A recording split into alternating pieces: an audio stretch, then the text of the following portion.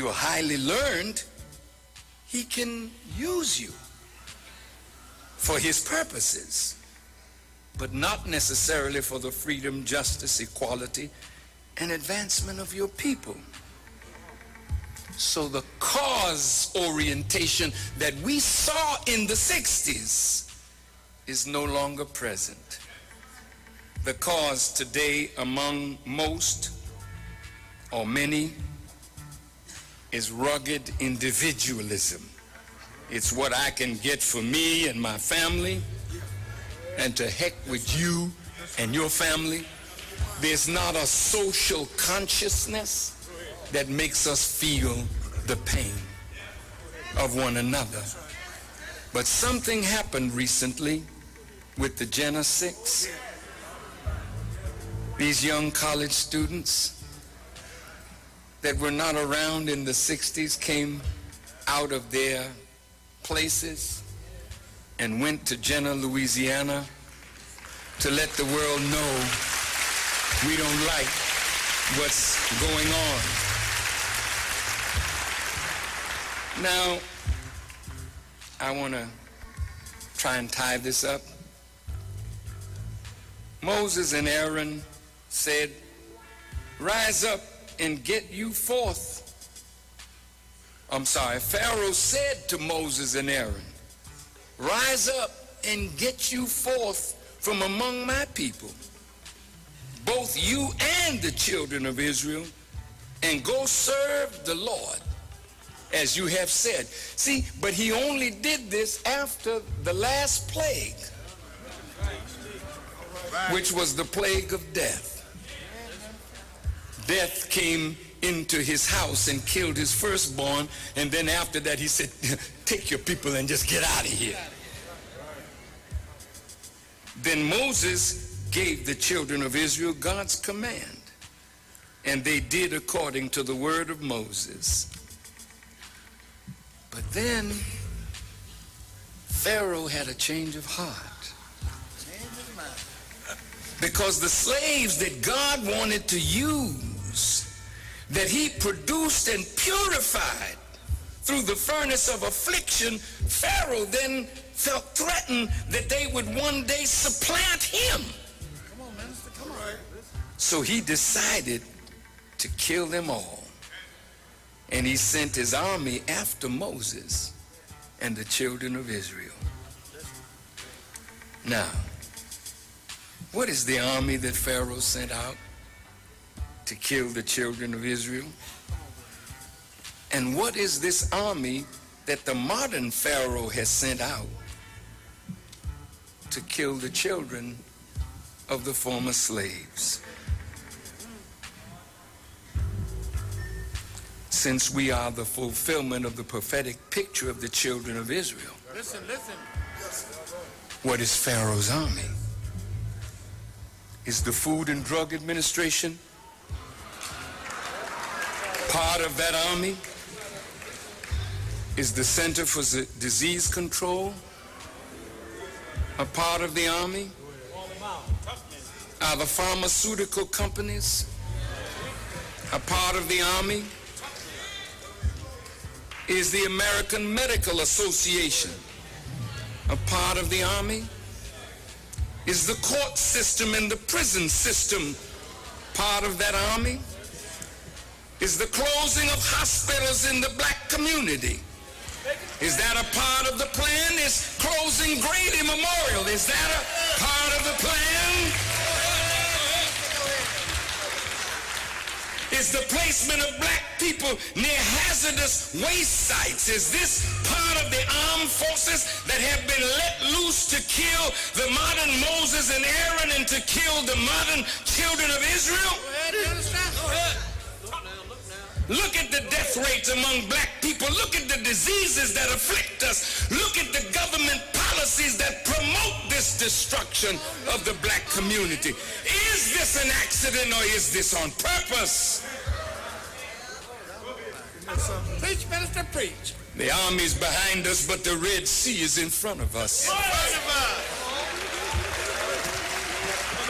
And the Red Sea represents war, revolution, and bloodshed. that is going on, and the only way we can get through to that promised land which God has promised is that there must be a parting of the Red Sea, that the righteous may go through safely. And this is where we are today. And this is why both the Bible and Quran suggest a plan of salvation for the righteous. Are you ready to come out? The Honorable Elijah.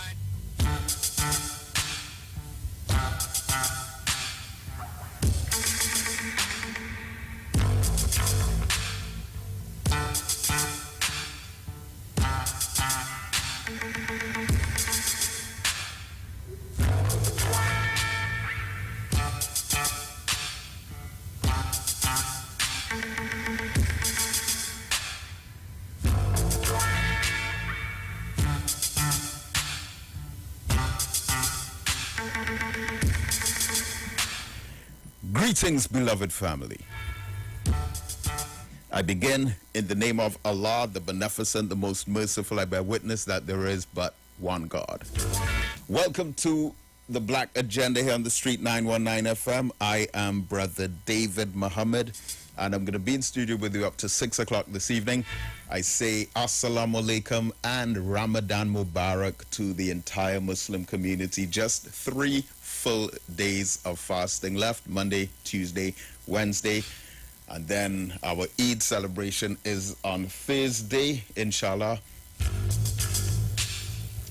And yesterday, or I should say last night, because today is the 27th day of Ramadan, but last night was the 27th night of the holy month of Ramadan. And as I was lamenting yesterday on the program, this is the second year straight that we have not been able to gather overnight for the prayers for this 27th night. I went into it in length on yesterday's program on the Black Agenda, the significance of the 27th night of the holy month of Ramadan, which is believed to be the night where the Prophet Muhammad, peace be upon him, received the first revelation of the Holy Quran. But last night we had a virtual unity congregation with the Nation of Islam in Chicago, and we did the prayers and the readings and the teachings. It was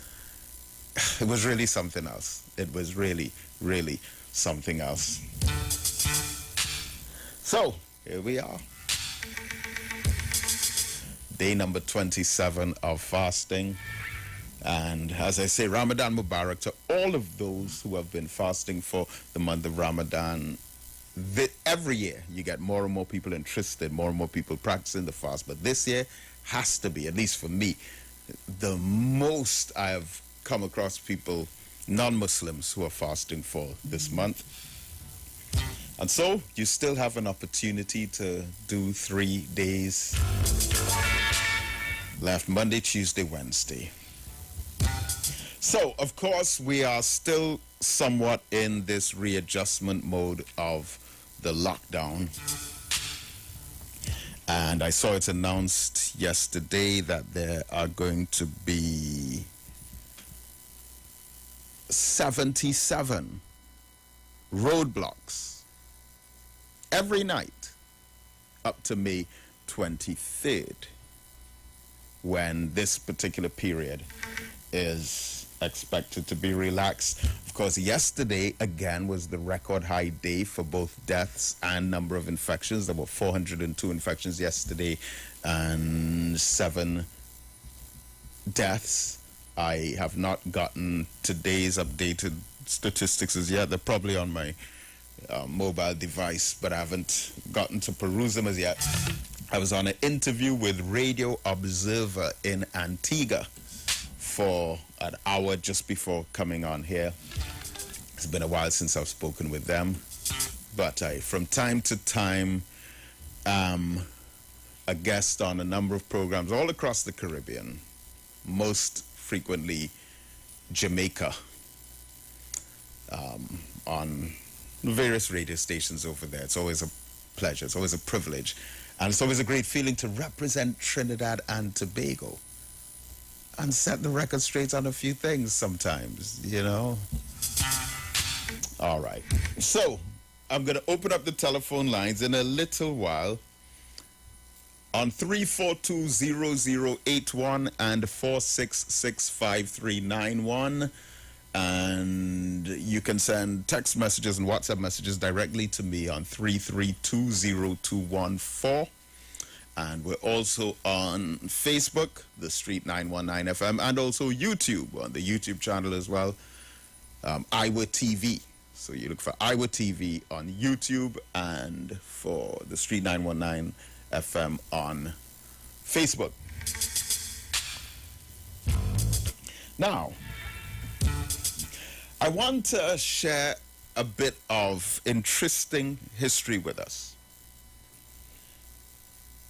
That, again, we can look at today and make a comparison, as we have been doing most frequently with the Spanish flu of 102 years ago, just about, as that being the most similar global pandemic to the one that we're currently going through.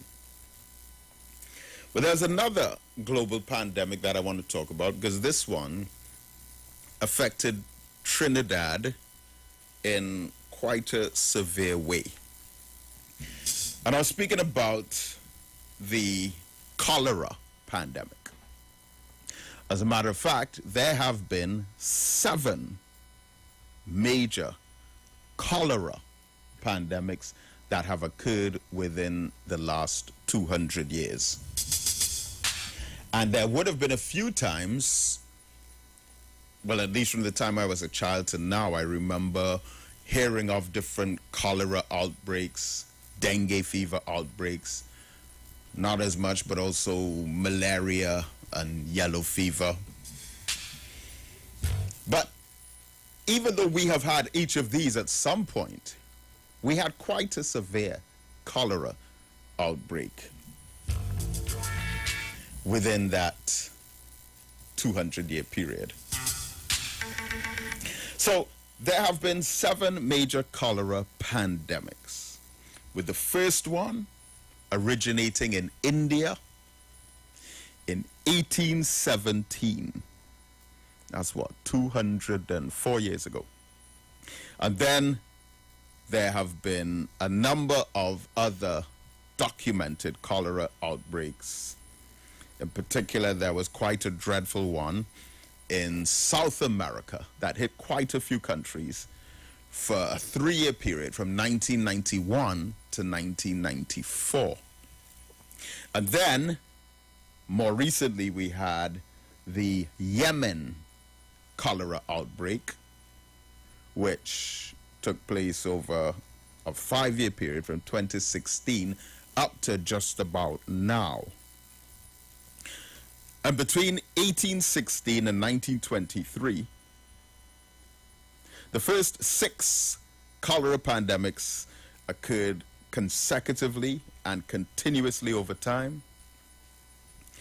And they identified factors such as increased commerce, migration, and pilgrimage to the transmission. And late in that period, particularly between 1879 and 1883, there were major scientific breakthroughs toward the treatment of cholera, including the developing of a vaccine.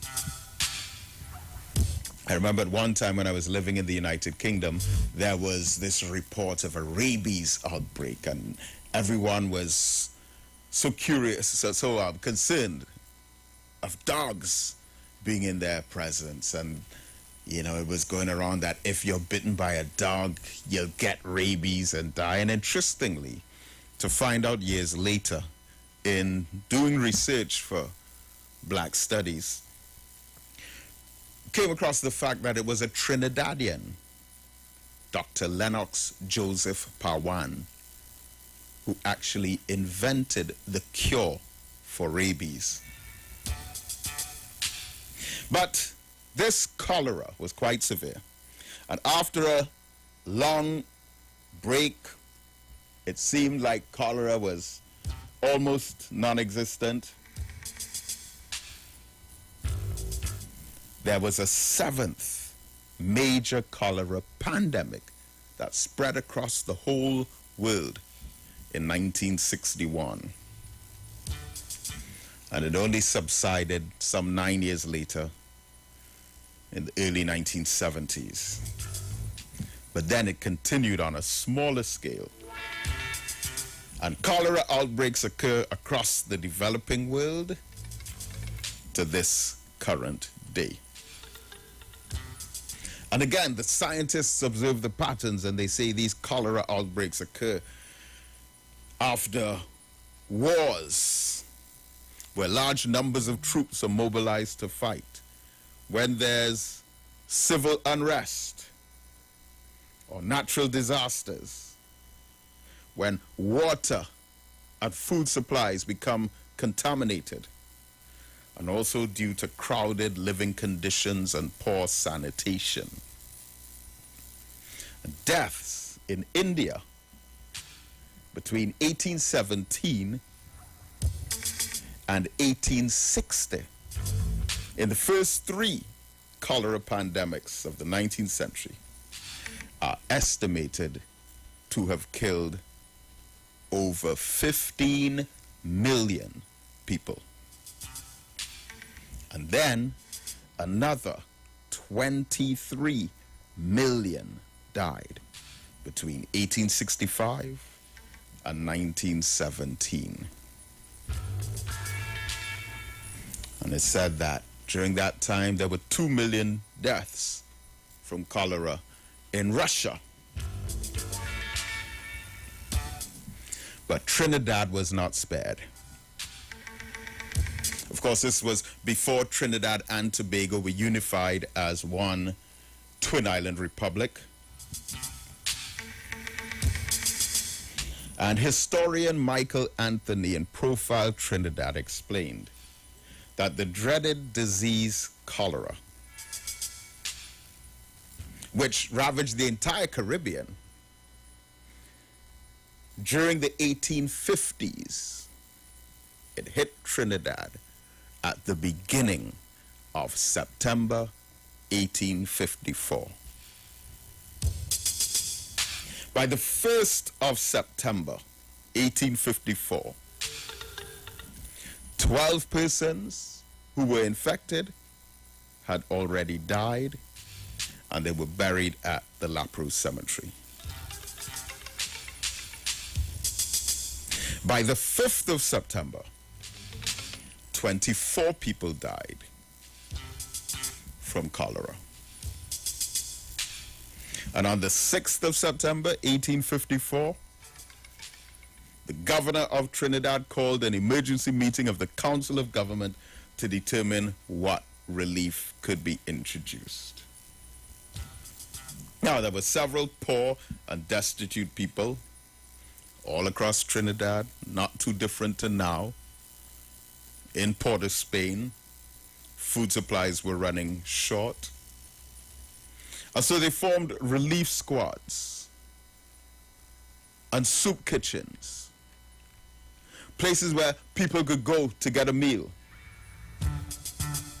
But the death toll kept climbing. And in a 9-day period, in September 1854, 207 people from cholera were buried at the Lapro Cemetery. And the epidemic was worsening by the hour.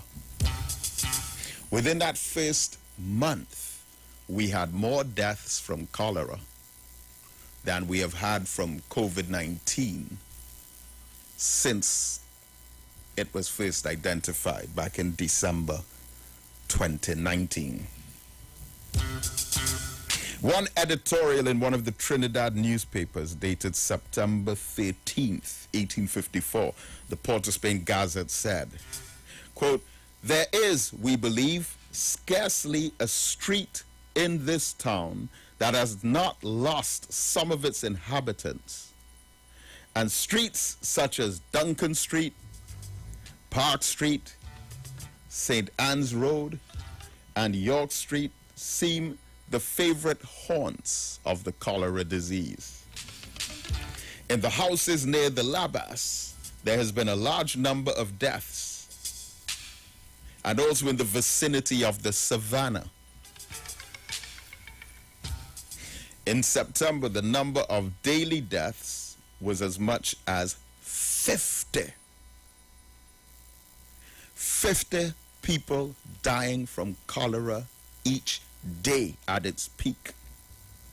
And it later jumped to 80. 80 people in Trinidad dying each day from cholera. By the middle of October. And then it began to decline back down to 20 per day. Everyone was in a state of hysteria. Of course, cleanliness and hygiene were being encouraged. But imagine that. Right now, we're at the worst we've ever been with the COVID-19 pandemic. Yesterday, our record was 7 deaths in one day, which equaled a day last year. 7 deaths in one day. Cholera took 80 people in one day. And it averaged at around 50 deaths every day from cholera in Trinidad.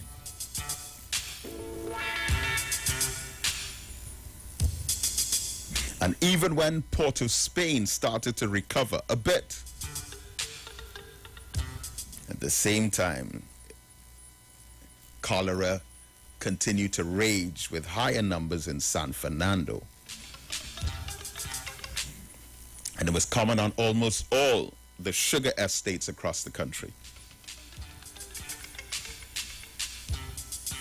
And over 2,000 people in all died in Trinidad as a result of this cholera outbreak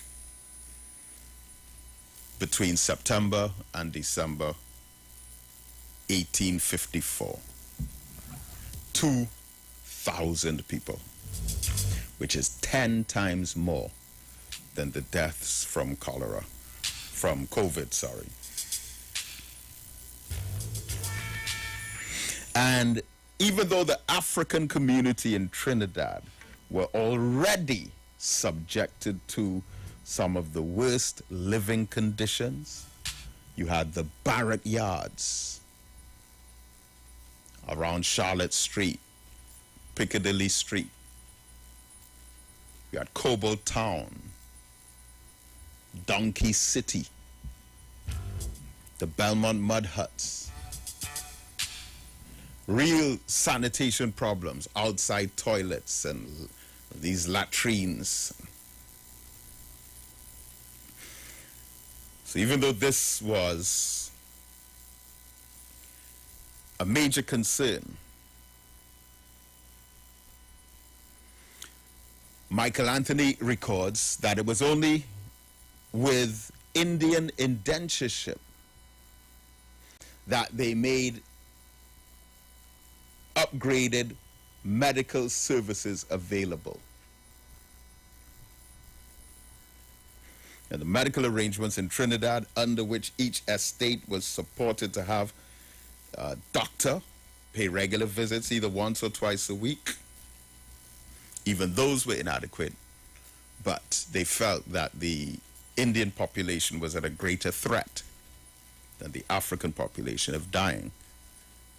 Remember, it was around the same time during the indentureship period that there was a major cholera outbreak in India.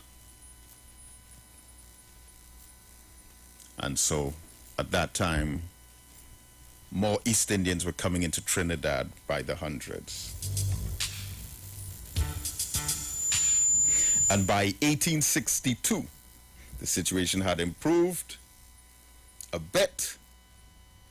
And then in 1865, Trinidad passed an ordinance which provided for the erection of estate hospitals.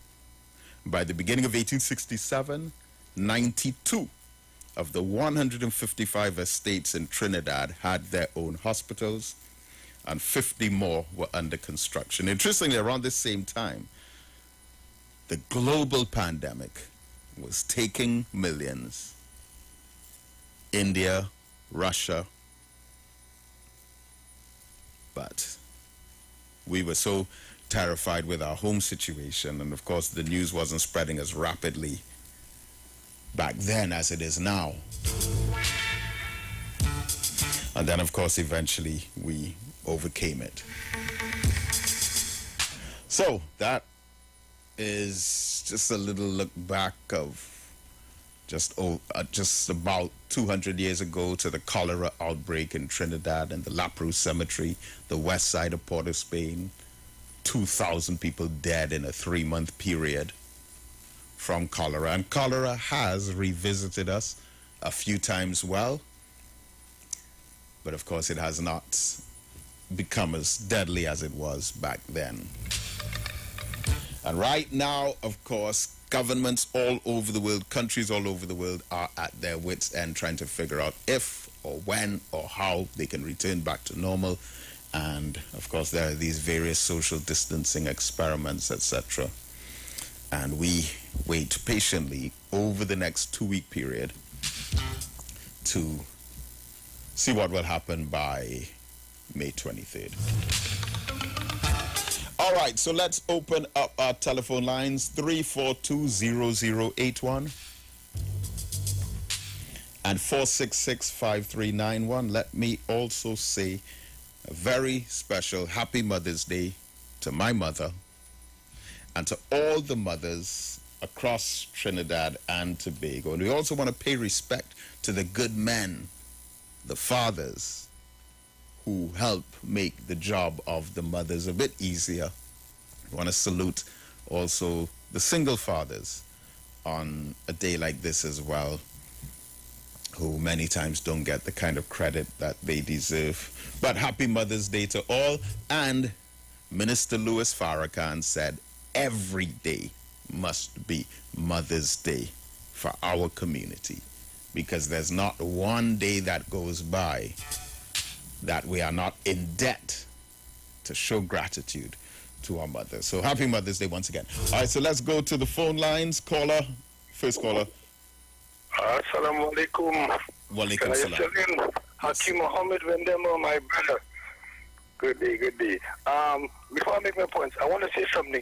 You know, although the Chinese sent up the spaceship up in the air there, and one the part that is let go, that part came back down, was coming back down, and there was a big hullabaloo, you understand, around the world, not around the world, Americans and them mostly, you understand, consider the debris that coming back down from that.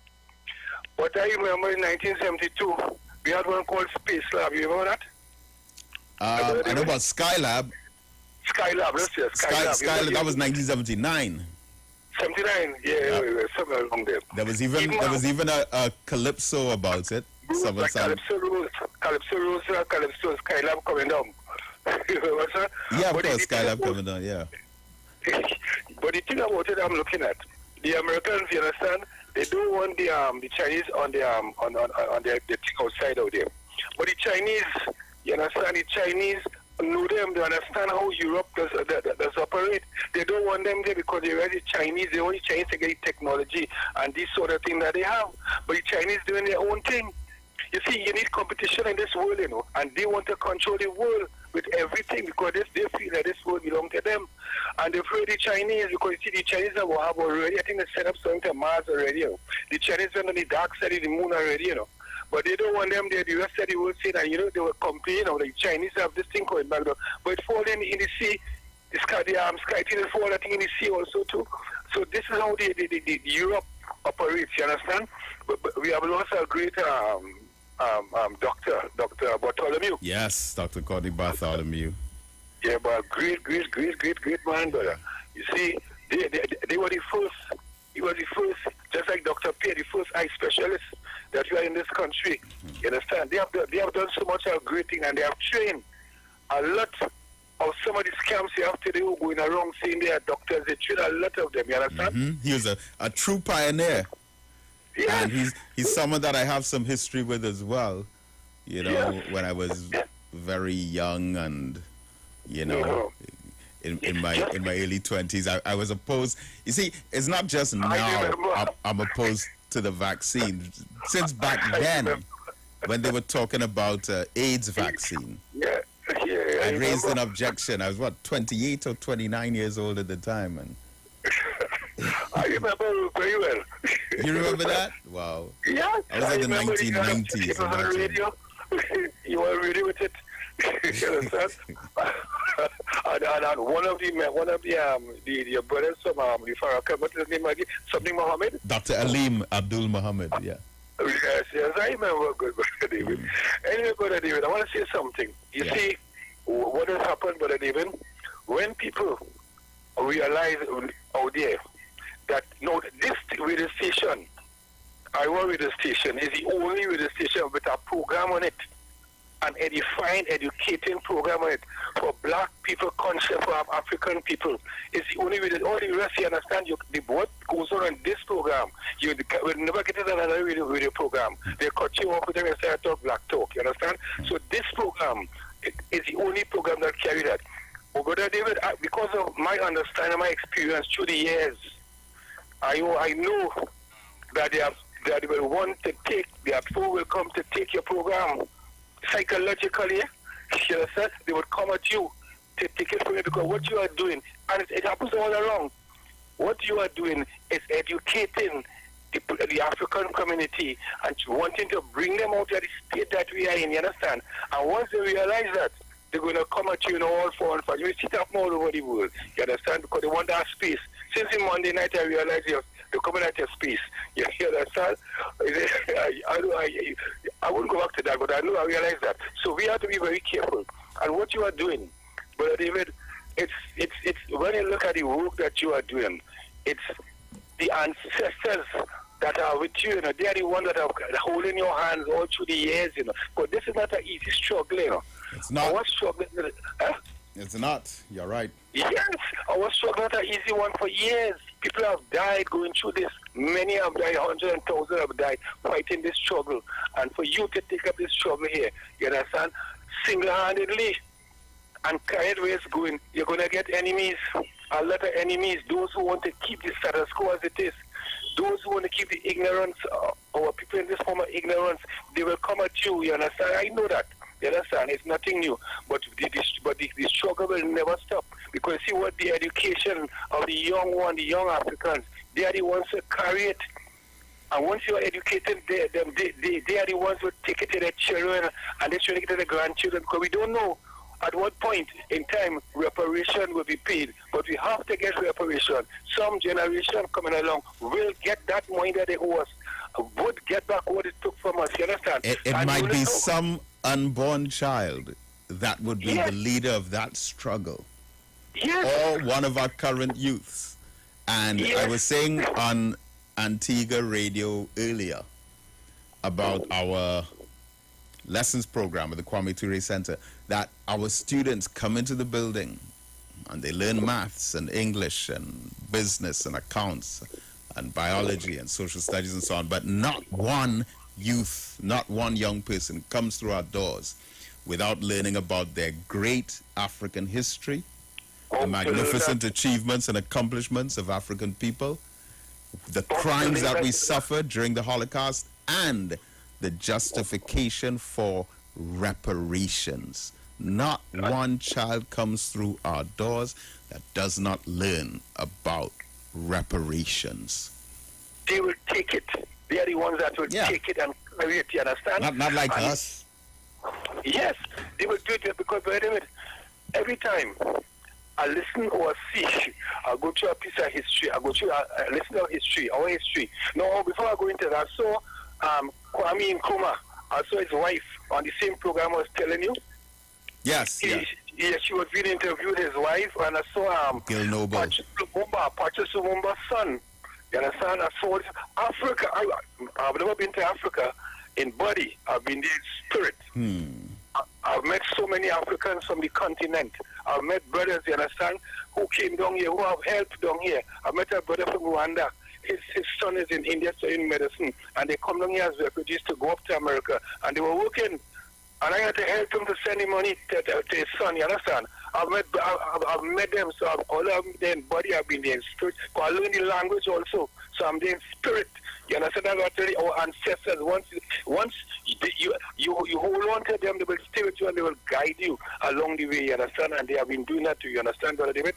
So this is the point here, you understand? We, the younger ones, yes, every time I go and you look, you see the church have done destruction to the Africans on the continent and off the continent. They beat something into us, Brother David. They beat therapists into us. They give us a God. They give us something. We pray to that God for 500 years, and he never answers. That is because that's what they give us. It's a lie. You understand? They make up that and they give it to us. You understand? When Arias was with them, the Pope that cheer up. This tell them go and share up Africa, take peace. Everybody take peace, you know. It's the Pope that have done. This is facts. This is not make-up thing. This is truth. That is why when you say, tell your people before your program start, think, just think. What if you think? And Brother Farrakhan say you can't handle the truth. You see those two words? If you think for yourself, you see the same book they give you. You see all instead to free you. Love your enemies. You understand? As you love yourself. Who is your enemy? They say pray to no man but me. That's what they say that God say, to pray to no man but me. But who will you pray? They are the ones you are praying to. You understand? You pray to, they say, call no man father but me, but you're calling them father. A guy told me something, and he grew up in a well Catholic area some years ago, and I said something. He told me, he said, when people go to the priest and they confess to the priest, you know how to do it long ago. He used to go and tell the police, you understand, who thief and who ain't thief, and I saw that sister, where they went into Africa, and they were in Africa, they were Yeah. All right. Well, thanks a lot. Thanks so much. Started to break up a bit. Thanks for calling. Our numbers 3420081 and 4665391. We're going up to 6 o'clock.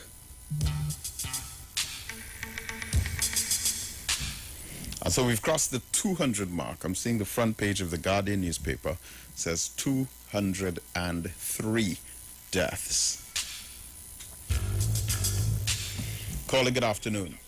Gentle blessing, my brother. Peace. Love and unity. Happy Mother's Day to all mothers. Yeah. From Africa, come straight from the global session. This day is being celebrated. Brother David, my brethren. Yes, sir. We had a conversation to carry on from today Sunday. What it is? Yesterday. Tell me. But this Chinese man, the China man tried to pull a fast one on me. And the man looking to get me arrested before my Mother's Day. Oh. Well, a good thing is that nice little sister, they stand up for me. What happened exactly? What happened exactly is that I went by the Chinese with my fast service card. I purchased some stuff. But the problem is that the amount of money in the card wasn't among it had more, but somehow the card wasn't working. It was on their machine. But I carried one thing, so I said, well, all right, let me go by the bank. The bank is right there, not about a half an hour. Understand? I run up the old game thing. I tell myself the man will save my thing from my bike. But when I come back again, they don't dispatch everything. So he gave me something beside what they had, and I put it in my pocket. So I forget it in my pocket. So I going up in the road and I remember everything in my pocket. When I come back, the man started coming out at me like if I thief the thing by. I'm trying to call the police from me in this kind of way and looking to rush me. You actually came back and volunteered to return what it was? Huh? You actually came back to the store after you left to volunteer to return what it was that you had? The ghost tree. Yes, to collect and to pay him for the rest of because I had some ghost there too. But this item that he gave me, but to make a long story short, was a pack of cigarette, right? But I forgot the pack of cigarette in my pocket, and while going up, I feel it as already after this. Because, you know, he didn't put it in the bag, he made it in my hand, so I put it in my pocket. So by the time I realized the car didn't work, I say, right, I'm going to run up in the bank.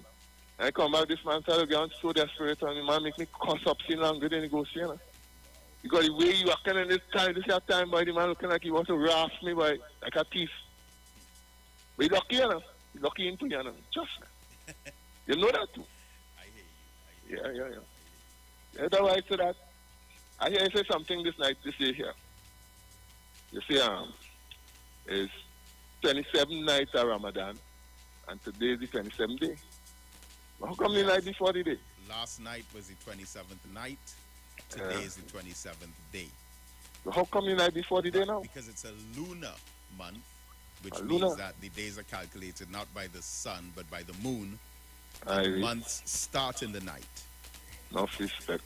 So Ramadan starts in the night with the sighting of the moon, and then the next day is the first day of fasting. Right. But it follows the first night. Blessed love them, man. No respect for the kitchen, man. Jagai. Thank you, my brother.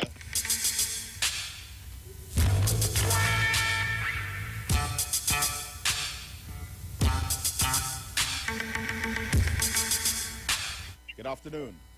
Hi, good afternoon. Assalamu alaikum. Walaikum salam. Yeah. Just wanna tell you that I was watching through the internet on the phone now, and I see we gotta get a cure for the coronavirus in Madagascar, right? And they're showing you a herb, and they're distributing the medicines in bottles and the packaging it and everything, and giving it out to people. So I don't know how come we at this side of the planet don't know what is really going on. I see on the net, you see people from different countries going and getting the medicine from Madagascar, you know. I just want to share this with that with you, know. You know what I mean? All right. Okay, but thank you. Thank you for your call. And of course, it goes without saying that seeing such a story, especially with an issue like COVID-19 now, about a cure being in a particular place based on a story that was seen on the internet, you know, as it stands now, needless to say, that cannot be absolute verification for that being the truth. If we were to simply say or use as a frame of reference something that we saw on the internet, that is not substantial enough as a source to conclude that this is actual fact. Having said that, though, I would not be surprised if there is some kind of generic or indigenous cure, and there seems to be one universal solution or preventative measure. Of everything that everyone said, of all the reports, of all the statements from all the doctors, one bit of advice that seems to be universal,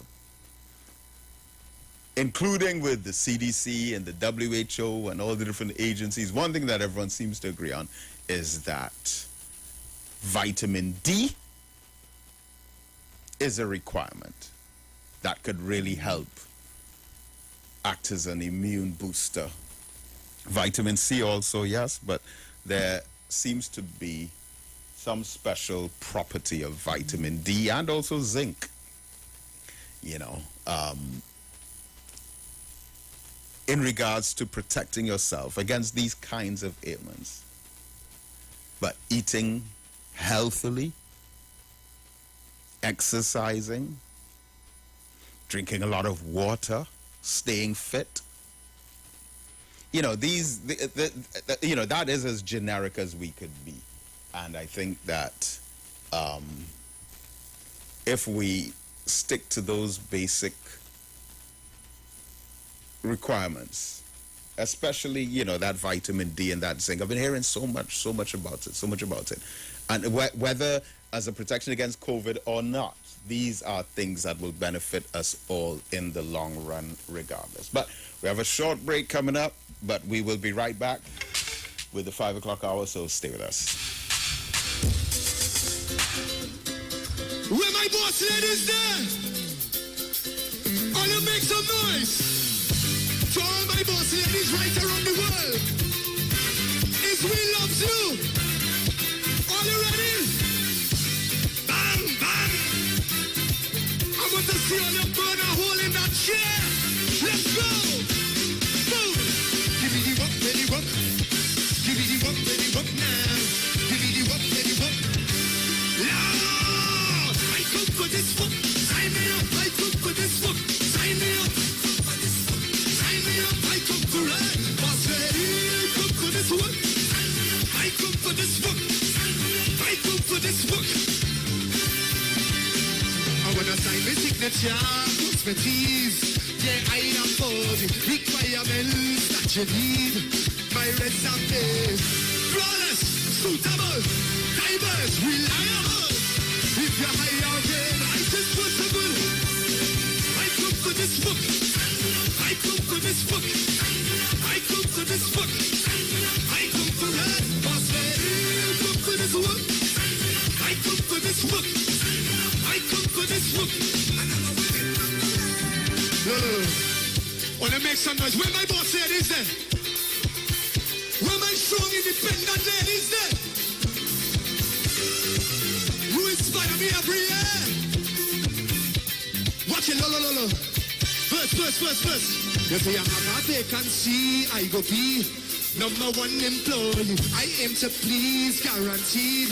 I fit and ready. Alright here, well equipped. No structure, I'm climbing it. Physical now, man, I've been looking for. I come for this work. I come for this work. I come for this work. I come for it. Boss lady, I come for this work. I come for this work. I come for this work. And I go on a jump. Yeah. I come for the work, you know. I'm a hard worker. Tell them. All I have to work real hard, you know. Watch it. Listen up. I come for this work. I come for this work. I come for this work. Watch it, keep it coming. I was hear them right. Keep it going. Watch it, everybody. Bring it low. I come for this work. I come for this work. I come for this work. I come for it. Boss lady, I come for this work. I come for this work. I come for this work. And I'm gonna walk it properly. Put I walk it once a way. And I'm gonna get in right away. I'm gonna put it back in it. Put your walk it properly. Put I walk it once a way. And I'm gonna come in right away. I'm gonna put it back in it. Put your walk it properly. Boss, tell me, I come for this work. I come for this work. I come for this work. I come for it. Boss lady, I come for this work. Yeah. I come for this work. I come for this work. Walk it properly. Boss lady. Born to love, oh my, yes it's true. Pennywise, just for you. So real, get that perfect smile. Beauty in every eye. To take care of your body. We have all you need to stay healthy. Yeah. Born to love, oh my, yes it's true. Pennywise, just for you. Pennywise gives you more to love. Tune in to the Street 919 FM every Friday beginning May 7th from 9:15 a.m. to 9:30 a.m. with with Kingdom Health Services, situated at number 91 Eastern Main Road in St. Augustine. For the program, Health and Healing, merging the old with the new with Brent Diet. For more information, call 318-7471 or 484-0141 or 360-4100. It's all about Kingdom Health Services on the Street 919 FM, starting May 7th. Mother's Day is truly for all women who love with a mother's heart. So enjoy this holiday dedicated just to you. Extra Foods has great specials for mom. And this Sunday, we're open all day 7 a.m. to 8 p.m. for your convenience. Happy Mother's Day from Extra Foods. Always extra for less.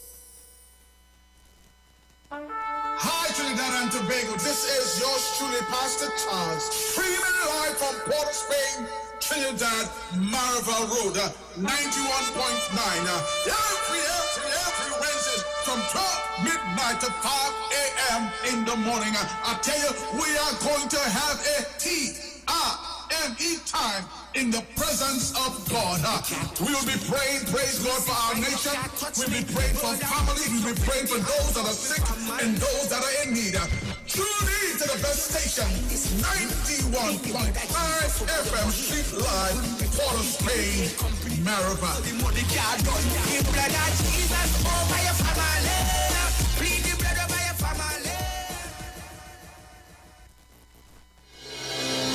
Gap Man Limited specializes in products that cater to all your health needs. The Male Enhancement Package targets the areas of the body that contribute to erectile dysfunction. The Male Enhancement costs $1,400.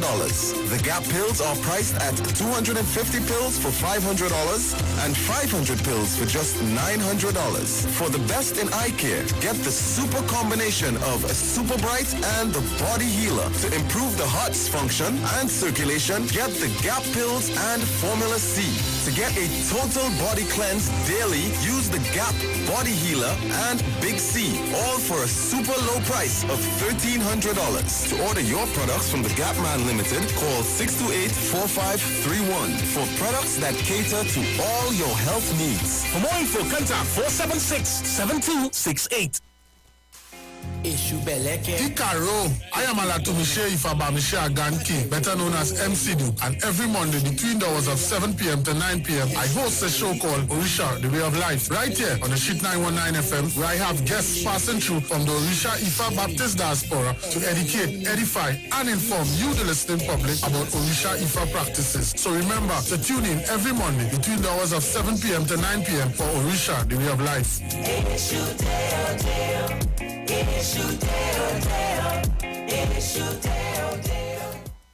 Get mom in the right frame of mind this Mother's Day and see mom smile. Value Optical has a mom-tastic Mother's Day sale with 40% off all tagged frames and 25% off all other frames. Visit any of our 13 locations and find frames for the entire family. Promotion ends May 9th and conditions apply. Value Optical, caring for your eyes. Share the live. Share the live. The Street 919 FM on Facebook and Instagram. Share the live. Iwer George on Instagram. Share the live. Iwer TV and Street TV on YouTube. Share the live. The Street 919 FM.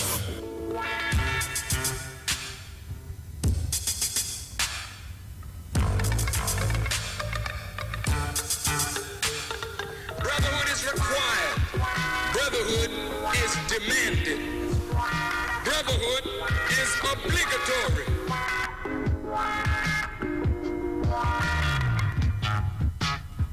Black man get up, black man stand up, black man you better listen. So there's a need for brotherhood. Black man get up, black man stand up, black man you better listen. Black man get up, black man stand up, black man you better listen. Brotherhood is demanded. Black man get up, black man stand up, black man you better listen. Brotherhood is required. Brotherhood is demanded.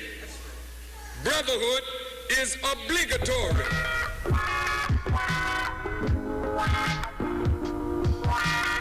Brotherhood is essential, it is urgent, and it is compulsory.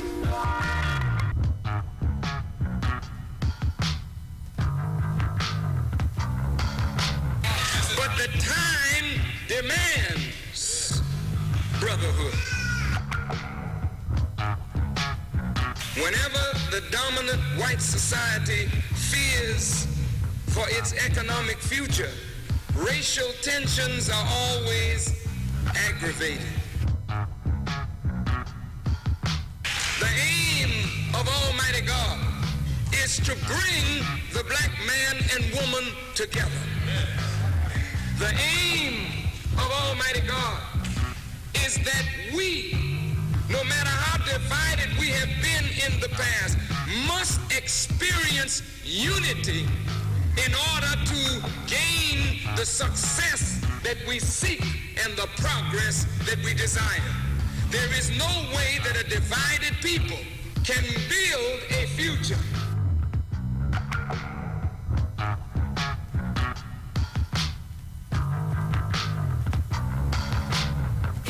Brotherhood is required. Brotherhood is demanded. So there's a need for brotherhood.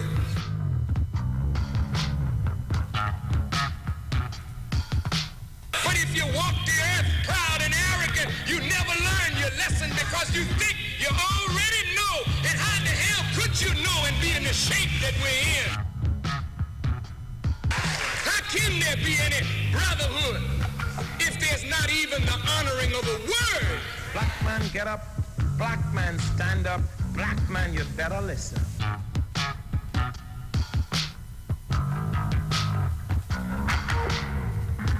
Black man, get up. Black man, stand up. Black man, you better listen. Black man, get up. Black man, stand up.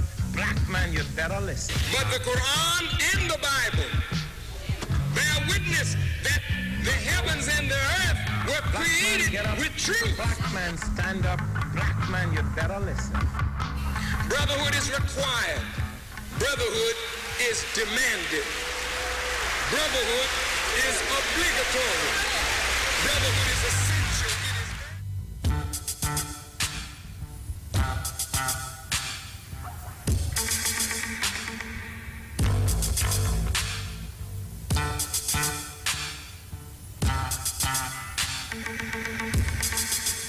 Welcome back and welcome to the second hour of the Black Agenda here on the Street 919 FM. We're going up to 6 o'clock, inshallah, and we're opening back up the telephone lines to continue taking your calls. I just want to share one recent news report that came out of the United Kingdom. And this is from just a couple of weeks ago, towards the end of April, where the television station Channel 4 in England broadcasted a documentary on racism during World War II, 1939 to 1945. And these societies, America, England, any war that they've had is usually immortalized in their history, and much political ideology is centered around the position of their country and the defense of it, their status as a sovereign state or a republic, and the entire war process, and how it instills a sense of national pride and gives guidance to the generations that follow. They are very, very, very proud. I remember doing a security training course, a 5-day residential course back in the 1990s. I actually did it twice. Very rigorous in-house. It was run by the Royal Marines. And I remember in the dining room area, they had all these posters up. And the one that stuck with me was a picture of a man painting, sitting on a chair with the newspapers, with a very embarrassed look on his face. And a child, presumably his son, is sitting on the floor by his feet, playing with a toy plane. And the son is asking the father, what did you do to help out in the war? You know what I mean? They encourage you, join the army, support the war effort, fight for your country and all of that. It's really big in those places. And this father, I mean, the obvious implication is that he did not fight in the war, and now his son is seeing him as a real man by the thought of him participating and fighting for his country. But he's so embarrassed to say, oh, I didn't. So they aired this documentary on television, Racism During World War II. And the contents of the program, which was so widespread across the entire United Kingdom, actually forced the British Parliament, the government, through the Parliament, to make a formal apology to black people who fought in the war. This was done on April 22nd, 2021. And this was due to the revelation that black men, many from the West Indies, many from Jamaica, Trinidad, Barbados, Antigua, Guyana, St. Vincent, that these black men who died fighting for England were buried in mass unmarked graves because it was felt that they were not human enough to appreciate proper funerals and memorials. Now, when you die fighting for your country, it's an honorable thing. And they give medals and accolades and awards to the families and so, but they just dumped the black bodies in mass graves. It was Member of Parliament for Tottenham, David Lammy, who referenced statements by former Prime Minister Winston Churchill, who agreed with the policy back then to not recognize the contribution of black men who fought for England in the war. And many of these Africans were drafted or what is called commandeered or forced into the military against their will. A lot of these Africans were living in even African countries that were under colonization and forced into the war, snatched out of their homes, put in these uniforms, made to fight, die, and then have the bodies dumped. And a government investigation concluded that this enormous error, this unforgivable, unpardonable error on the part of the British government against these black men was due to pervasive racism in the British military. Now, when I did my first degree at the University of the West Indies, this would have been back in 2004, and we had to do a book report. I remember doing a report on a book written by Glenford Howe, who is the brother of Darcus Howe, entitled Race, War, and Nationalism. And it was about the 15,024 black men who fought for England in World War I.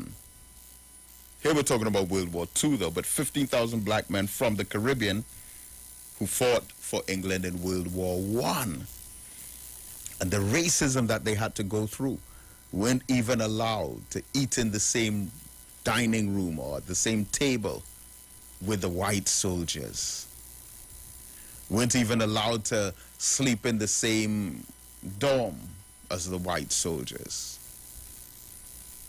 Mass segregation, but we were fighting for their country. And as I've spoken about on a number of occasions, even some of our greatest black intellectuals at the time were mistaken, because there was this major debate in the British Parliament as to whether or not they should allow black men to fight for England. And the two sides of the British Parliament were in bitter debate over this.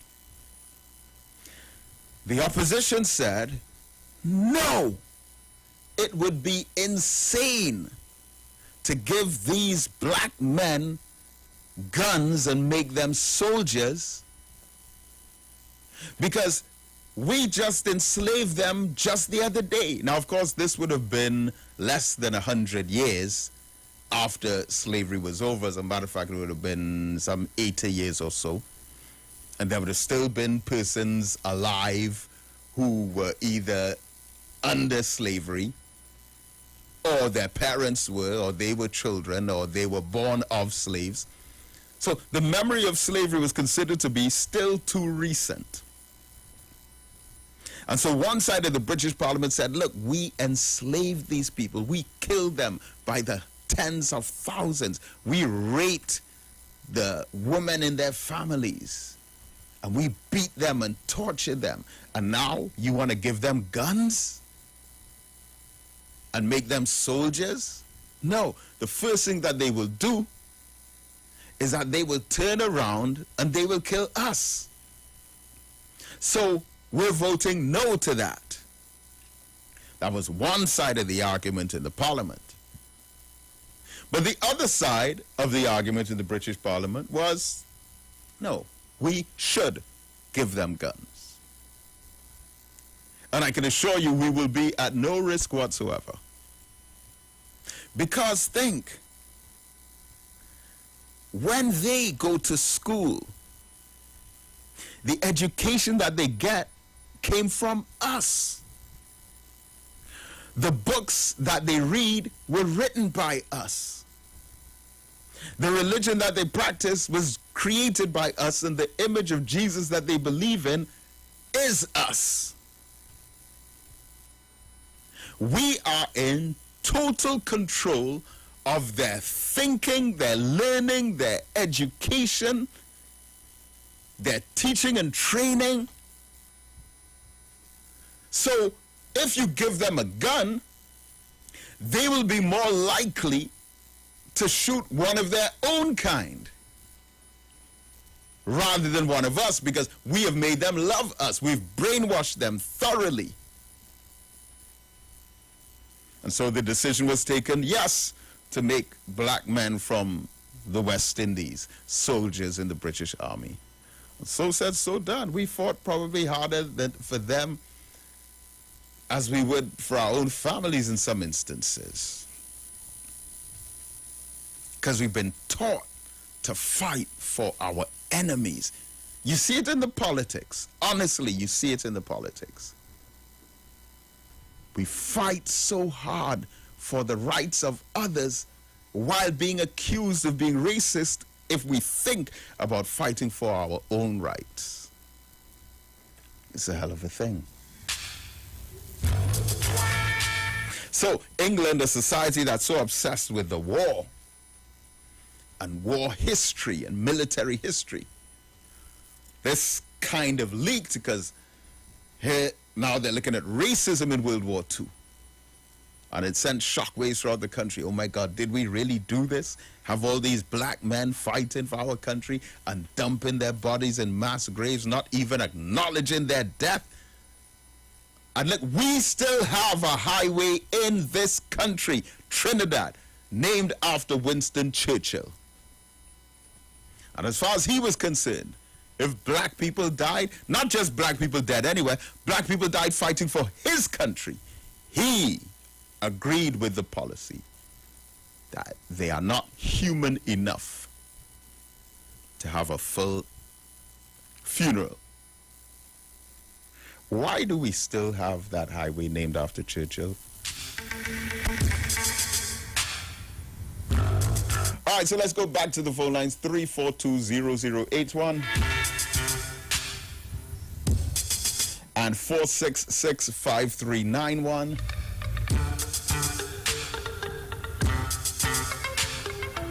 It is 5:19, and in exactly 1 hour from now, we break the fast. Yeah, this is the time when you begin to count down. Yes, caller, good afternoon. Good afternoon, Brother Mohammed. Happy Mother's Day to Mrs. Roxanne, your mother, and all mothers out there. You hearing me? Thank you so much. Yes, I am. Brother Mohammed, I just wanted to give me 2 minutes of your time. Right. The Lord, I believe in God, right, Brother Mohammed? I just pray to God, although I mightn't live the life upholding to Him, right? But He does guide me, and I does give Him His honor, right? 2 weeks from now, I get in a fall off a building, right? And I end up like fracturing a bone in my back, right? I couldn't move. So the ambulance came for me, right? Carried me into Port of Spain General Hospital, right? While I'm inside there, Brother Mohammed, the doctors came and they say, well, I'm real lucky because the height I fall from are supposed to be paralyzed, right? And they don't know how I'm not paralyzed, right? So they send this Cuban doctor to my bedside, right? While I'm there, he tell me, well, you have to take bed rest and you can't walk, nothing can be too far from me, right? I have to do everything around the bed, right? So I say, well, I can't take the bed rest at home. He said, no, you can't take the bed rest at home. But the other doctor came and he said, I really don't see no reason why you can't go home, right? To take the bed rest at home. But Mohammed, you have the moral of my story fast. I want to let me cut it down. While I was in that hospital, Brother Mohammed, I was getting up the next day after the fall, right? I start to get up on my own and go to the toilet, and I start to say, I can do all things through Christ which strengthen me, right? So I start to walk on my own and go to the toilet and do everything till the nurses and them keep trying to keep me on the bed, but I still keep moving, right? While I'm on the bed, Brother Mohammed, they keep injecting this thing inside of my behind, right? But every time they inject it, Brother Mohammed, I start to bleed like heavily, right? So I keep telling them why it is all joking this thing and I am bleeding so heavy, right? So I start to reject taking the injection, right? Because I decide not to take the injection, Brother Mohammed, and the next doctor, another doctor again came, and I don't want to call the names, right? And said to me that, Miss Charles, you have to take the medication because so. So I explained to that doctor that what happening to me. So when the doctor go and check and think, he put a prescription for me to take the certain different medication, right? Since Monday gone this week here, right? The nurses and them duty is to watch the report from where the doctors write down on the patient, you know what I mean? And to diagnose them with whatever the doctor prescribes, right? They had that prescription there, Dr. Mohammed, Mr. Mohammed, right? And they never gave me the medication, right? So when I realized that I was bleeding uncontrollably still, even if I didn't take the injection, I realized the nurses and them was going their own merry way and nobody ain't taking me on, right? So I started to get loud in the hospital. And I really did threaten to throw myself over because to gain some attention, right? While I did that now, the doctor on the floor, they moved me from the ward, carry me downstairs to the ward, Brother Mohammed, and lock me up behind 2 bars, Brother Mohammed, and call St. Anne's Hospital doctors for me Brother Mohammed. Which hospital, doctors? St. Anne's, Brother Mohammed. St. Anne's doctors come in, right, to inject me, Brother Mohammed, with whatever. I don't know if it wasn't for my husband, Brother Mohammed, being there, they would have strapped me down because 5 security guards came in, Brother Mohammed, to hold me down on a bed, to juke something inside of me, Brother Mohammed. But I keep saying, I want to go home. And they didn't want to let me go home, Brother Mohammed. They told me that if I want to go home, I need to sign some form, right, to go home. I said, no problem. I will sign the form to leave. I could treat myself home, right? They never put nothing, write nothing for me to go home, Brother Mohammed. And they tried to tell my husband to go away, like, you know, to persuade him to leave me, Brother Mohammed, behind these 2 bars downstairs in Ward 3 in the hospital, Brother Mohammed, to inject me. And when one of the head nurses come from, well, the high nurse from St. Anne's come and sit down with me and talking to me, but yes, she say, but you don't sound like no mad person. You understand? You not sounding like no mad person to me. She say, all what you telling me, I have to write it down on this file because why they call us in when you not looking no part of mad. You understand what I mean, Brother Mohammed? So if somebody wasn't there for me, they would have inject me with whatever it is to keep me inside that hospital in Ward 3 behind 2 bars with mad people. I don't know if it's mad people or whatever, but just there so to take away my normal senses to put me in a mad situation, Brother Mohammed. Brother Mohammed, it's not easy inside Port of Spain General Hospital. I'm not saying that all the nurses is bad and all the doctors is bad, but Brother Mohammed, my experience, listen to me.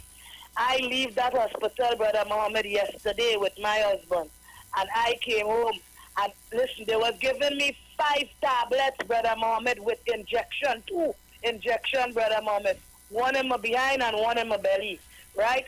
And 5 tablets, Brother Mohammed, to take. And listen to me, Brother Mohammed, I'm talking to you, and tears in my eyes.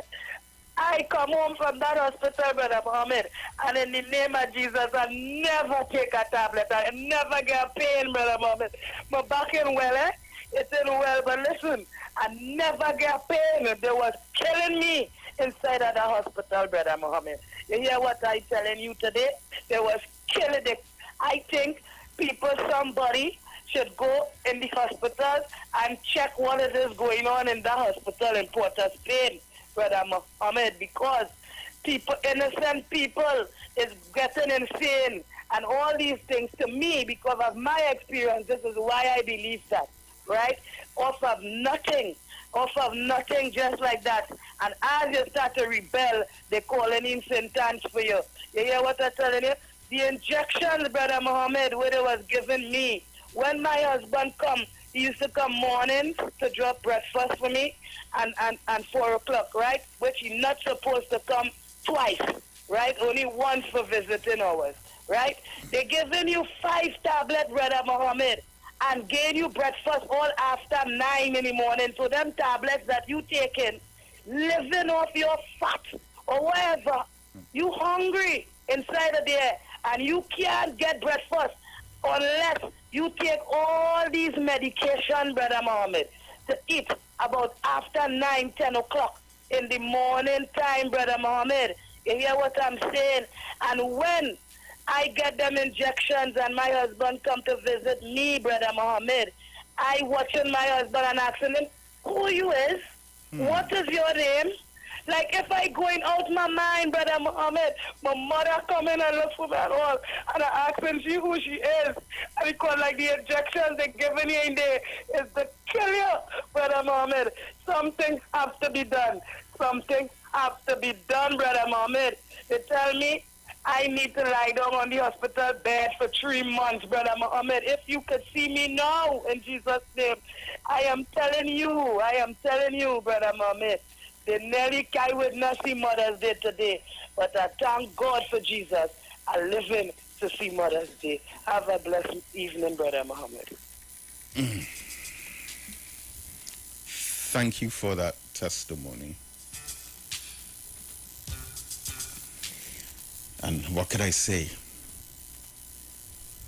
But I have been made aware that in a lot of these medical institution settings,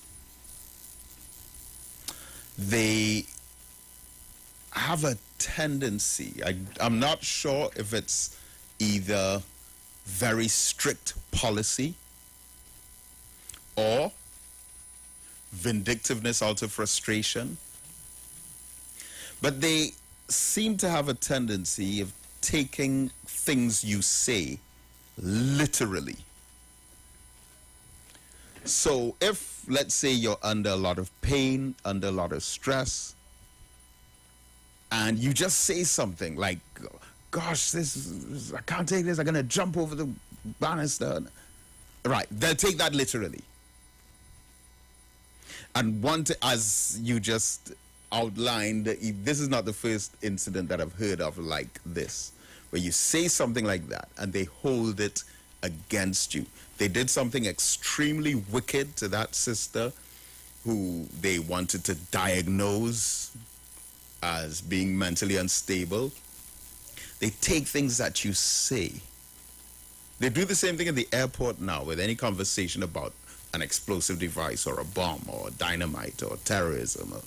They tend to latch onto those statements and subject you to potential prosecution for it. I know of someone who sued the state. Now, this is a matter that is going on. You may have read about it, but I chose deliberately not to read about it back then, although I mentioned it in my research. But on the radio, there's one mother whose child was at an institution. Something happened where someone took the decision to get this boy into the St. Anne's Hospital. He was just 15 or 16 years old. When he went there, all this based on one simple incident that would have gotten out of control. It's like they want to spite you. He's in a boys' institution where there are issues all the time. Something happens, right? So they vex with him now. They're angry. Decide, like, let's get him sent to the St. Anne's Hospital. And he ends up in there. Then when he's in there, he's drugged up. Drugged up. And abused.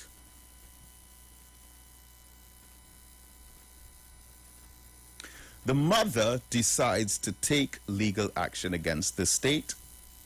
She did, and she won the case. $2 million. But the Attorney General's office is appealing. They don't want her to get anything. So the Attorney General's office is appealing, but I understand that the number of these kinds of cases that the Attorney General's office loses is, I mean, you wonder why they even bother. I mean, citizens are trying to get justice. The office of the Attorney General should be one to assist a citizen in getting justice, but instead, the office of the Attorney General appeals these cases. Lose most of the appeals, but appeal nonetheless. Why would you do that? Anyway, that's how our system is. And so the appeal is currently taking place, but it's really sad. It's really sad. You know, a child is mistreated, abused, misdiagnosed, ends up in a mental institution. The family gets justice, wins the case, and then the state tries to say, no, we don't want you to get justice, we're appealing the case. But I pray that, you can fully overcome that ordeal, and that someone be held accountable in one way or another, because these kinds of incidents, these kinds of occasions, they're all very, very, very unfortunate. But thank you for calling in, though. Good afternoon, caller. Thanks for holding. Good afternoon to you, Brother Mohammed. Yes, good afternoon. And wow, what a story. I do not know what to say, but I have to say that she has to say, thank God that she's alive and she's mad. But it's maybe how the way she act or get on, they might be saying she's mad. But people just go and behave in stores, in mall, all over the place when they get in a good service. I do not know why they target her and call the man out for her. I do not know the story about it. And wow. So, but Mohammed, it shocked me to see how this country comes. It really do shock me, Brother Mohammed, to see how this country come. A police state. It come a police state by having, because they're acting like this country that a police state, but people could see and observe how this country running. It's sad and very sad. At the moment I see the minister had break down in tears, where he say he share tears. That we say, but immediately tears. The minister had tell the thing say he share tears for he seen people with that red mask. Oh, that's good. That's very good. But what about all these people who eat for months? Where's the tears for that? What about all these people who didn't get a hamper? The moment we hear is 25 hampers. I see them the school is giving all the hampers. And today, I think that the first person that is Minister Camille. I see it on the news that she giving out hampers. But we need over 100 hampers at the moment. We do not need 50 hampers. But at the moment, I stay short on my issue to go where I want to go. But at the moment, when I call your frequency or your program at this time, Brother Mohammed, you know I am Kingsley. You know who I support. I don't have to come with no agenda to fool nobody. Because I know I cannot change nobody who do not want to be changed. And I am not trying to change nobody who do not want to be changed. I know that I see my life on God. I know that I cannot change somebody who do not want to change. I cannot change somebody who do not want to learn. I cannot. And I wouldn't waste my energy and my time to try to talk to people out there who I know that I cannot change. But the moment we live in a country with politics, even what you do in your, it's governed by politics. Even your building, because even what you have, it's all about politics. Because to get finance, right? And what you're trying to do, Brother Mohammed, is to remove the African from the, because you say politics is the problem. So you said three things: gun, politics. I think it's drugs, right? Let me just correct that. I didn't say they're the problem. I said there are three things that work for other races that do not work for Africans: guns, drugs, and politics. Other people sell guns and they're not shot and killed by the guns. The guns end up in our hands, we shoot and kill each other. Drugs, other people, other races import the drugs into this country, sell the drugs, circulate the drugs, and make millions of dollars and buy houses and boats and cars. We get the drugs, we shoot and kill each other over the drugs, get high off the drugs, and we're still poor. And politics, we are the ones, again, we elect political parties into office, but when they get into office, they inordinately favor other races. whites, Chinese, Syrians, East Indians, French Creoles, and Africans are the ones who are left poor and starving with the guns and the drugs. So guns, drugs, and politics work very well for other races, just not for Africans. That's my position. And one more thing before I go, Brother Mohammed. Well, there's a saying on the ground, right, Brother Mohammed? I hope that you could bring a light to me to this, because I never do no research on this, right? In the politics arena, right, they just say the Indians on the UNC is racist, and they're thief, and they do like black people, okay? And they just say on the PNM side, the Indians is more honest, and they do not thief, and they work for the African community in the PNM. So, Brother Mohammed, they watch Stuart Young once, they watch Stuart Young as an African brother once he is at PNM. They watch Franklin Khan as an African brother once he's at PNM. But my problem is that how you could segregate the East Indian community, that if there's PNM, they're honest, they don't thief, and then I saying also there's no Indian, okay, there is no PNM Indian caller to defend PNM. And when you watch the front line of the political of PNM party, you are seeing East Indian in big position, right? And they say that there is no East Indian PNM activists to call on the nation.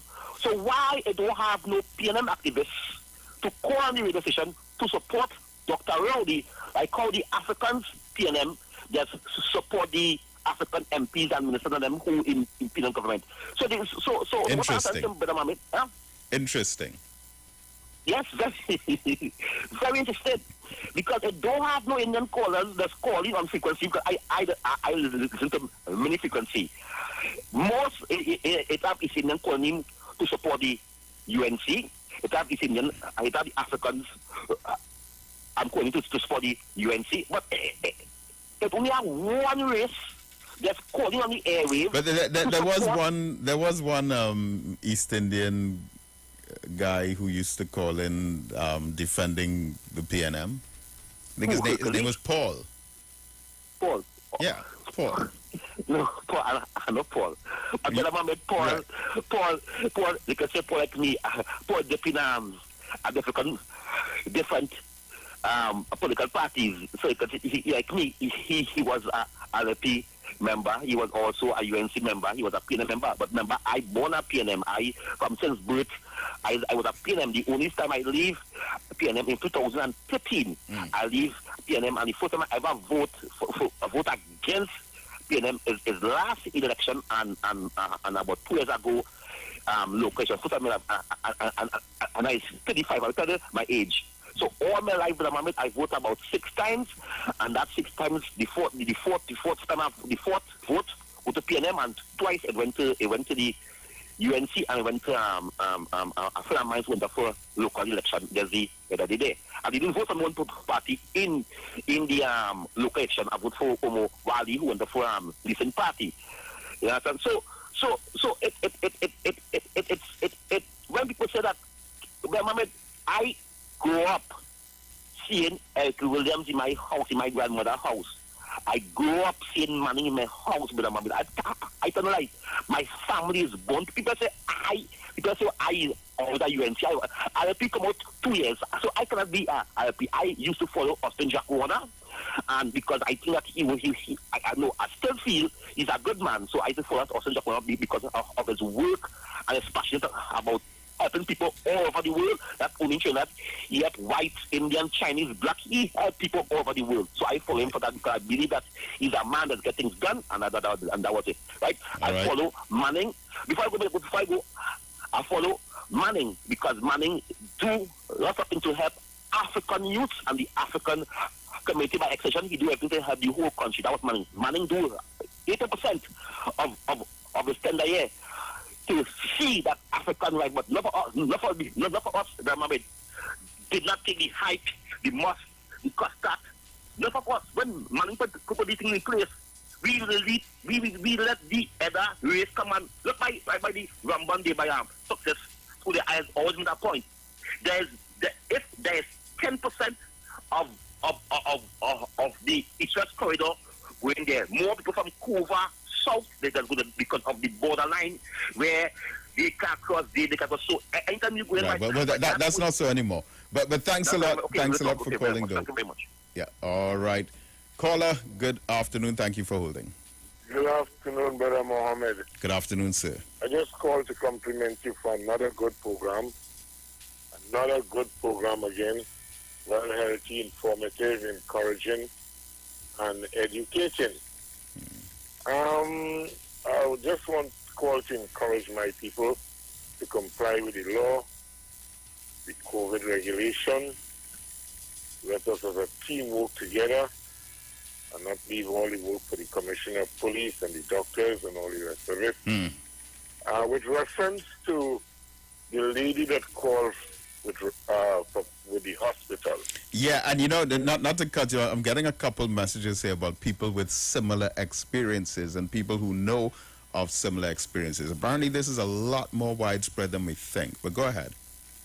Well, what I want to say is that our hearing in the energy then a bit of not coming from her now, but I beg my people to be humble and wise, to be humble and wise. Sometimes the way we speak, it will scare somebody to believe, I wonder if she playing mad or if she mad. I wonder if he playing mad, and then there is a proverb that go like, you playing mad or I just want my people to know, just be cautious of how we carry about ourselves in public places and so on.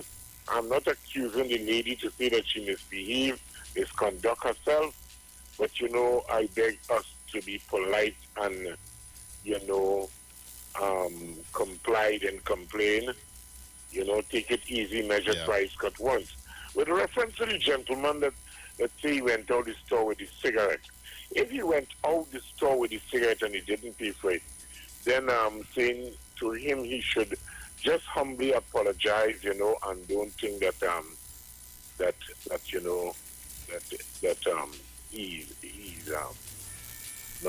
he's not guilty, because once you step out premises with the people's property on you and you did not pay for it, if that is what I interpret, then you give the people reason to interrogate you, and we don't want them to interrogate you and look at you in a negative light. So just simply apologize and do what has to be done, and don't get on, because I think he said he could get on in the supermarket or wherever it was. So Mr. David Mohammed, locked on and listen, my brother. Yes, sir. Thank you. And I as you mentioned that, I could let you know that for our Youth Academy, which we're launching soon, I'm just waiting for May 23rd to see what kind of restrictions remain intact. But, as I would have announced recently, we are launching the Kwame Ture Boys Academy, scheduled to launch on June the 5th. But one component of the life skills training that we will be giving to the young men is, and we have lawyers and police officers taking care of this aspect of it, but the whole issue of interacting with police, to be respectful, to be cooperative, but to stand up for your rights and let it be known that you are knowledgeable of the rights that you possess as a citizen, while being respectful and cooperative. Also eliminate any possibility whatsoever for the situation to be interpreted as potentially hostile.